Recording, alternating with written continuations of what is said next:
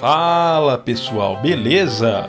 Nos últimos 3 anos, a qualidade das impressoras 3D evoluiu muito, de forma que os preços se mantiveram no mesmo patamar, mas a quantidade de recursos que as impressoras 3D de entrada possuem hoje em dia são muito maiores. E nesse vídeo quero falar para vocês quais as características e recursos que uma impressora 3D tem que possuir para ser uma boa impressora 3D de entrada em 2021. Então vamos lá!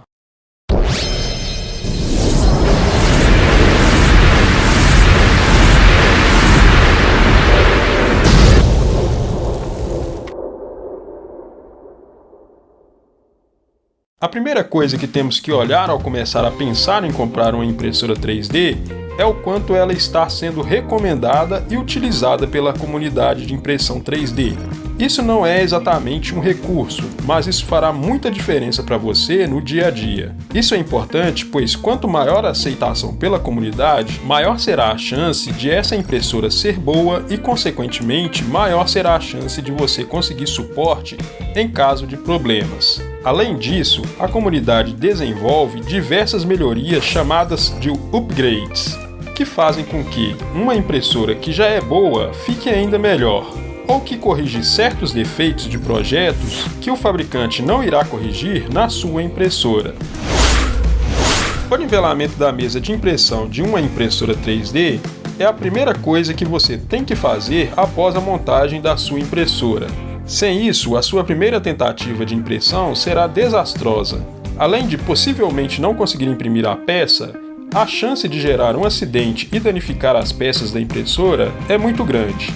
As impressoras geralmente possuem parafusos que prendem a mesa de impressão à base que suporta essa mesa. E envolvendo esses parafusos, entre a mesa e a base, temos molas que servem como uma espécie de amortecedor. E essas molas não existem ali à toa. Um dos motivos da existência dessas molas é justamente por causa dos desavisados que podem ligar a impressora e colocá-la em funcionamento sem fazer os devidos ajustes.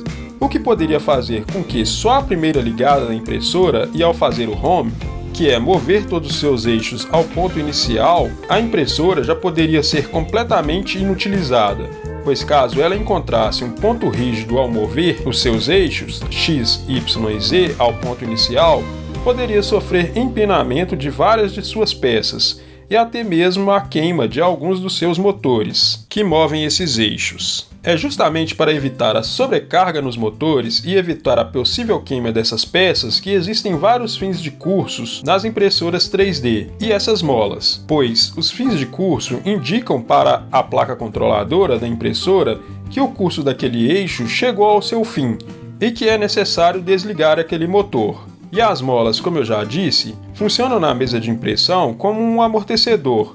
Então, se o eixo Z for de encontro à mesa sem antes encontrar um fim de curso, é um choque certo entre o bico de impressão e a mesa de impressão, o que pode acabar trazendo danos à mesa ou ao bico, e nesse caso, essas molas, além de auxiliar no nivelamento da mesa, faz com que esse choque entre o bico e a mesa seja menos rígido, proporcionando um pouco mais de curso para o eixo Z. Isso tudo que falei foi para dar uma ideia do quanto o nivelamento automático é interessante, pois com ele, principalmente você que é iniciante, não terá tanta dificuldade assim para nivelar a mesa, pois com o nivelamento automático, o próprio software da impressora já vai realizar a leitura de diversos pontos da mesa de impressão e calcular os pontos da mesa e moverá automaticamente os eixos X e Z durante a impressão de acordo com essas leituras realizadas previamente, o que fará com que a sua peça impressa saia completamente nivelada. Mas isso não exime você de ainda ter que fazer alguns ajustes na mesa, pois quanto mais nivelada estiver a sua mesa, mesmo ela possuindo nivelamento automático, melhor será para a sua impressora, pois as peças sofrerão menos desgastes. Aqui temos um item super importante em uma impressora 3D, que é o sensor de fim de filamento. Uma impressora 3D pode ficar imprimindo por várias horas, e às vezes até dias, dependendo do tamanho e da qualidade do objeto que você está imprimindo. E devido a isso, o sensor de fim de filamento pode ser extremamente útil, pois dependendo desse tempo, você pode não estar próximo à impressora exatamente no momento em que o filamento acabar, o que pode fazer com que a impressora continue o seu circuito de impressão mas sem o filamento, e com isso aquela peça que você pode estar imprimindo há várias horas e até dias vai se perder. Com o sensor de fim de filamento, isso não acontece, pois caso o filamento chegue ao fim, o sensor irá detectar que isso aconteceu e irá parar a impressão naquele ponto, até que você coloque um novo rolo de filamento e insira esse filamento na extrusora e dê o comando para que a impressora continue a impressão. Ao dar esse comando, a impressora irá verificar se existe filamento no ponto do sensor de fim de filamento, e se existir, ele continuará a impressão de onde parou.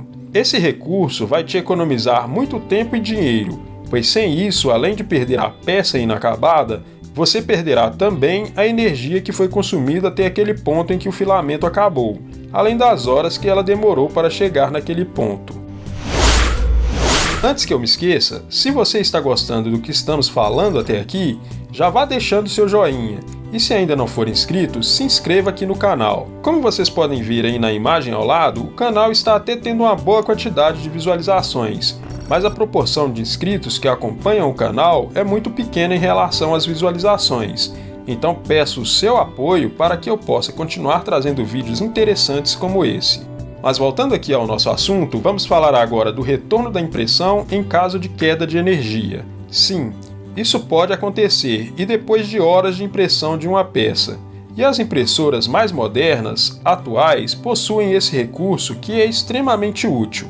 Aqui em casa, por exemplo, não pode cair 2 gotas d'água do céu que a energia já vai embora. Infelizmente, na minha impressora 3D, que nesse momento é uma Anet A8, uma impressora mais antiguinha, que podemos dizer que é dos primórdios da impressão 3D, não possui esse recurso. Mas graças a Deus isso nunca chegou a acontecer durante uma impressão. Mas em relação ao retorno da impressão em caso de queda de energia, caso isso ocorra durante a sua impressão em uma impressora que possui esse recurso, a impressora guarda em sua memória o exato momento em que ela parou quando a energia caiu. E ao retornar, após um comando na impressora, ela retorna a impressão como se nada tivesse acontecido, como se fosse uma pausa. Isso não é um recurso extremamente útil e interessante? As impressoras 3D, vamos chamar de geração anterior, eram ou são relativamente barulhentas. Pelo menos a mim esses barulhinhos não costumam incomodar tanto, mas sim, se você é um pouco mais sensível com barulhos, pode incomodar bastante. Já as impressoras mais novas, vamos chamar de geração mais atual, possuem uma estrutura, uma eletrônica mais elaborada, o que traz maior sensibilidade a essas impressoras e, consequentemente, menos barulhos ao moverem os seus eixos. Então, sempre que possível, procure optar por uma impressora que possua placas de 32 bits e drivers silenciosos. E aí você pode me perguntar, isso vai trazer uma grande melhoria na qualidade da impressão? A resposta é não necessariamente, mas vai ajudar um pouco sim, na qualidade da impressão e na velocidade da impressão e mais ainda no silêncio que você terá no ambiente onde a impressora está em funcionamento. Nesse momento, os drivers mais utilizados em impressoras de entrada com essas características são os TMC 2208. Como sou adepto das impressoras de entrada, pois sou apenas um hobbyista, tenho mais conhecimento sobre essas impressoras de baixo custo, então eu não sei dizer se existem outros drivers com essas características em impressoras 3D mais caras e mais profissionais. Além disso, não cabe a esse vídeo também entrar em características técnicas do porquê os TMC 2208 são mais silenciosos do que os outros drivers utilizados em impressoras de geração anterior. Mas basicamente, os TMC 2208 possuem um indexador de microstepping e um modo de controle de corrente totalmente silencioso e destina-se a impulsionar um motor de passo bipolar, que são os motores utilizados nas impressoras 3D. Você pode pensar que quanto maior a mesa de impressão, melhor para você, pois terá a possibilidade de imprimir peças muito maiores. Mas não necessariamente. Temos que pensar que em uma impressão 3D temos diversas outras variáveis que podem influenciar na qualidade da peça que está sendo impressa. E devido a isso, é melhor você pegar uma peça grande e dividi-la em várias pequenas partes do que imprimi-la de uma só vez. Pensando nisso, considero que um bom tamanho de mesa para uma impressora 3D seria por volta dos tamanhos mais utilizados atualmente, que são os de 220 por 220 mm e 235 por 235 mm. Esses tamanhos, para quem está iniciando na impressão 3D, são mais que o suficiente. E no início você terá muita coisa a aprender no mundo da impressão 3D, então quanto menos complexidade, melhor. A maioria das impressoras 3D de entrada existentes no mercado tem a sua altura máxima de impressão semelhante, ficam ali em no máximo 250 mm, o que julgo ser mais que o suficiente. Até o momento não tive a necessidade de imprimir nenhuma peça maior do que isso. Mas existem impressoras desse meio que têm a altura máxima de impressão um pouco maior, chegando a 280 mm. Mas isso são apenas 3 centímetros de diferença. E você acha mesmo que isso fará tanta diferença assim? Eu acho que não. Então eu diria que os 250 mm são mais que o suficiente. Cabe a você ver se atenderá às suas necessidades. Eu acredito que sim.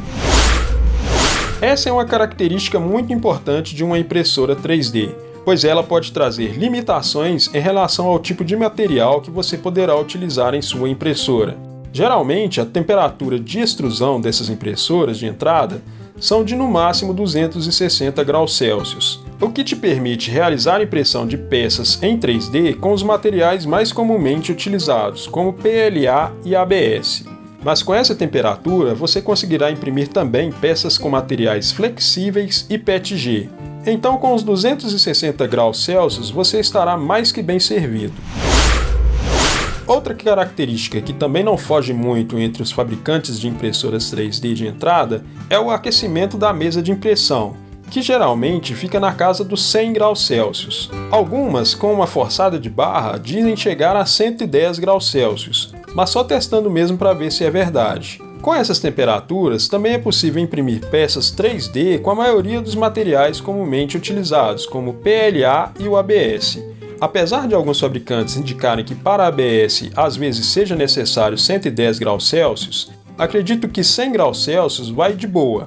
E além de PLA e ABS, também é possível utilizar os materiais flexíveis e o PETG sem nenhum problema, pois a temperatura exigida para esses materiais varia entre 60 e 85 graus Celsius. Bom pessoal, era isso que eu tinha para mostrar para vocês nesse vídeo e eu espero que vocês tenham gostado. As impressoras que possuem as características aqui citadas variam entre 199 e 260 dólares. O que, no meu modo de ver, está muito dentro do aceitável. O problema é que no momento a nossa moeda está extremamente desvalorizada, o que torna esse valor, para nós, não extremamente, mas muito alto em relação ao que acredito que poderia ser. No momento em que eu estou gravando esse vídeo, cada dólar está em R$ 5,05. Imagine se ele estivesse na faixa dos R$ 3,50, que eu acho que é o valor normal para o preço do dólar. Se o valor do dólar estivesse nessa faixa dos R$ 3,50, na minha casa já estaria cheia de impressoras 3D. Eu estaria sorteando ao menos uma impressora 3D para vocês por ano. Como eu sempre digo, vá deixando o seu joinha se você gostou desse vídeo. E se ainda não for inscrito, se inscreva aqui no canal e ative o sininho das notificações. Se esqueci de alguma característica que você julga interessante, deixe aí nos comentários e vamos bater um papo. Fiquem todos com Deus e até o próximo vídeo.